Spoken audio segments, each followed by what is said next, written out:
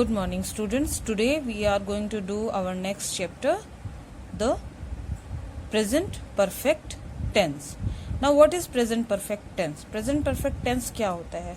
This tense tells us about the action which is completed. जो present में जो action complete हो चुका है उसको शो करने के लिए प्रेजेंट परफेक्ट टेंस का इस्तेमाल किया जाता है. जैसे आई हैव डन माई होमवर्क, मैंने अपना होमवर्क कर लिया है. आप जब क्लास में वर्क कर लेते हैं, अपना टेस्ट पूरा कर लेते हैं, तो आप बोलते हैं ma'am I have done my test. So I have done यानी आपका जो काम है वो कंप्लीट हो चुका है. ये एक्सप्रेस करने के लिए हम यूज करते हैं द प्रेजेंट परफेक्ट टेंस का. Now what is the structure? कैसे हम एक सेंटेंस को प्रेजेंट परफेक्ट टेंस में बना सकते हैं, कैसे फ्रेम करेंगे? तो सबसे पहले सब्जेक्ट होगा. After that helping verbs has और have according to the singular and plural subject. हम हेल्पिंग वर्ब हैज और हैव का इस्तेमाल करते हैं. Then the past participle form of verb, जिसे हम थर्ड फॉर्म ऑफ वर्ब भी कहते हैं. And then the object if required. Now has, helping verb has का इस्तेमाल किन के साथ होता है? हैज का इस्तेमाल होता है third person pronoun he, she, it और जितने भी सिंगुलर सब्जेक्ट होते हैं उनके साथ हैज का इस्तेमाल होता है. और हैव का इस्तेमाल होता है with I, we, you, they and all plurals. जितने भी प्लूरल्स होंगे उनके साथ हेल्पिंग वर्ब हैव का इस्तेमाल होगा. और थर्ड फॉर्म ऑफ वर्ब को हम पास्ट पार्टिसिपल फॉर्म भी कहते हैं. Now let us take the example. He has completed his homework या she has completed her homework. The structure is subject plus helping verb plus third form of verb plus object. Helping verb has and have. Now let us take one more example. You have read this book. अब हम इसे detail में देख लेते हैं. You यहाँ पर subject है, हैव हमने यूज किया helping verb, read is the third form of read, this book is your object. Now let us take more example. I have done the work, they have finished the work, she has completed the work. Now how to make their negative? The negative can be formed. जो present perfect tense का जो negative है उसे हम एक note को has, have और main verb के बीच में प्लेस करके हम सेंटेंस को नेगेटिव में चेंज कर सकते हैं. जैसे आई हैव डन द वर्क, इसका हमें नेगेटिव बनाना हो तो आई have not done the work. They have finished the work, they have not finished the work. और इनका इंटरोगेटिव बनाना हो तो हम हेल्पिंग वर्ब को पहले रखेंगे सब्जेक्ट के. Rest of the sentence will be as it is and will put a question mark. Let us take one more example with the negative sentence that she has not completed her work. How to make the interrogative? हम helping verb को लेंगे और subject के पहले place कर देंगे to ask a question and it will change to an interrogative sentence like have you completed your work? Has she completed the work? Have they finished their work? Now how to make interrogative negative? Interrogative negative कैसे बनाए जाते हैं? Helping verb रखेंगे हम subject से पहले और subject के बाद एक नॉट प्लेस करेंगे तो हमारा जो सेंटेंस है वो इंट्रोगेटिव नेगेटिव में चेंज हो जाएगा. जैसे have you not completed your work, had she not completed the work और have I not done the work. Now let us discuss about the uses of present perfect tense. Present perfect tense के uses क्या हैं, कहाँ कहाँ हम इसे use करते हैं? The present perfect tense is use to express a recently completed action. जो रिसेंटली अभी अभी कंप्लीट हुआ हो ऐसा एक्शन जिसको उसको शो करने के लिए हम प्रेजेंट परफेक्ट टेंस का इस्तेमाल करते हैं. जैसे ही हैज जस्ट लेफ्ट, वो अभी अभी बाहर गया है. It is use for past action the time of which is not defined. ऐसे एक्शंस को शो करने के लिए जिसमें टाइम जो है वो डिफाइन नहीं किया गया हो. Like had she taken her medicine, क्या उसने अपनी दवाई ले ली? और I have been to Ahmedabad, मैं अहमदाबाद गया हुआ था. It is used with adverbs ये उन एडवर्ब्स के साथ जैसे recently, already, lately, often, yet, ऐसे एडवर्ब्स के साथ भी हम प्रेजेंट परफेक्ट टेंस का इस्तेमाल करते हैं. Let us take the example. Have you met him recently? और he has always been late. I haven't completed my work yet. मैंने अभी तक अपना काम पूरा नहीं किया है. या I have already read this book. मैं ये बुक पहले ही पढ़ चुका हूँ. तो आपका जो एक्शन है वो कंप्लीट हो चुका है ऑलरेडी. तो आप adverb recently, already, lately, often जैसे एडवर्ब्स के साथ भी हम प्रेजेंट परफेक्ट टेंस का इस्तेमाल करते हैं. Where else do we use it? It is used with past event. Past के ऐसे events which have their effect, जिनके अफेक्ट हो प्रेजेंट पे. कि एक्शन हुआ तो पास्ट में है लेकिन स्टिल प्रेजेंट में भी उसका कोई ना कोई इफेक्ट देखने को मिलता है.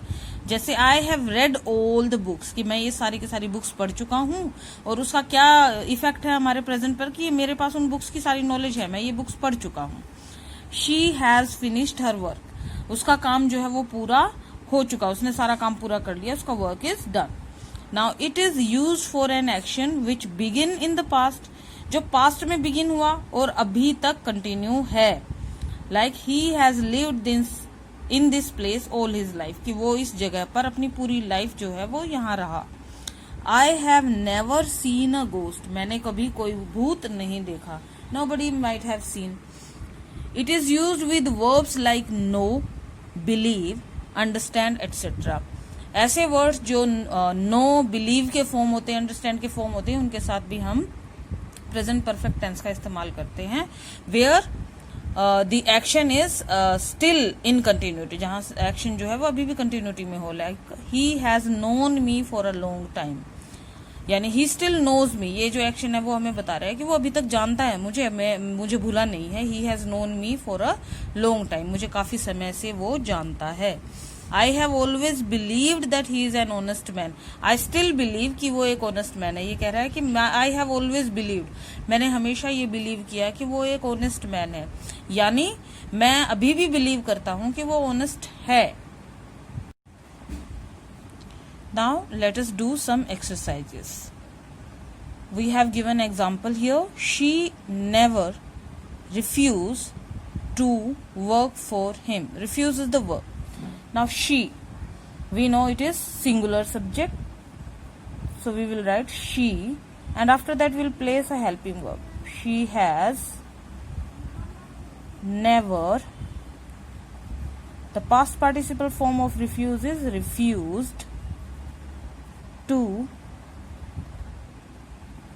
work for him. Now look at the second sentence.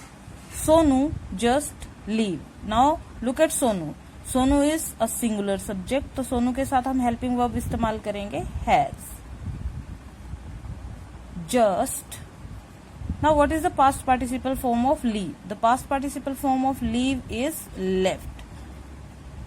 Sonu अभी गया है, मतलब अभी निकला है.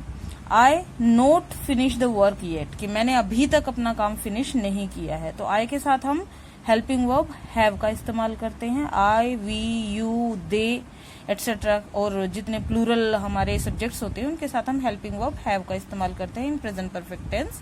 सो I have, the past participle form of finish is finished. I have finished, sorry, I have not, यहाँ पर नॉट भी दिया हुआ है. I have not finished the work yet, कि मैंने अभी तक काम अपना पूरा नहीं किया है. Look at next sentence. He not ask me for help. अब ही जो है हमारा सिंगुलर सब्जेक्ट है, इसके साथ हम हेल्पिंग वर्ब हैज का इस्तेमाल करेंगे.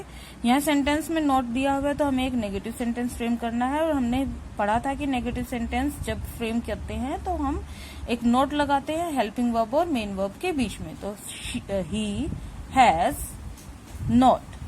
What is the past participle form of ask? Asked. A-S-K-E-D, asked. He has not asked me for help. उसने मुझसे कहा ही नहीं मदद करने के लिए. Next is they live here for 20 years. अब they हमारा प्लूरल सब्जेक्ट है. they के साथ हमने कहा कि हेल्पिंग वर्ब हैव का इस्तेमाल होगा, they have lived. Lived is the third form, यानी past participle form of live. They have lived here for 20 years.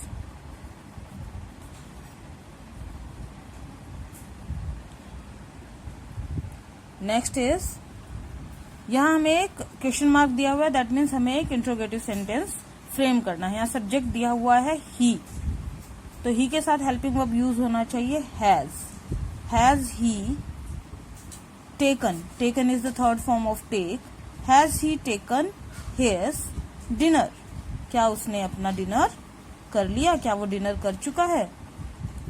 Again we have an interrogative sentence. यहाँ पर सब्जेक्ट हमारा यू, तो यू के साथ हेल्पिंग वर्ब इस्तेमाल होगी have.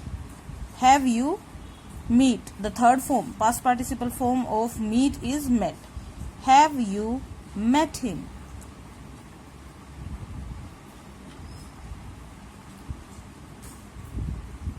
नोनू recently come to the town. Nonu has recently, the third form of come, past participle form of come is come to the town. The phone stopped ringing. अब phone singular है. The phone has stopped ringing, phone बजना बंद हो चुका है. For how long you know her, ये पूछ रहा है कि तुम उसे कब से, कितने समय से जानते हो. For how long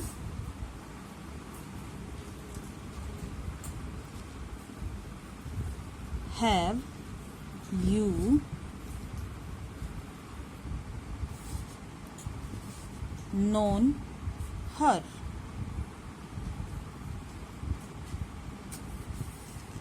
So like this we can do the exercises of present perfect tense. I hope students this is going to be useful to you to complete your exercises of the chapter.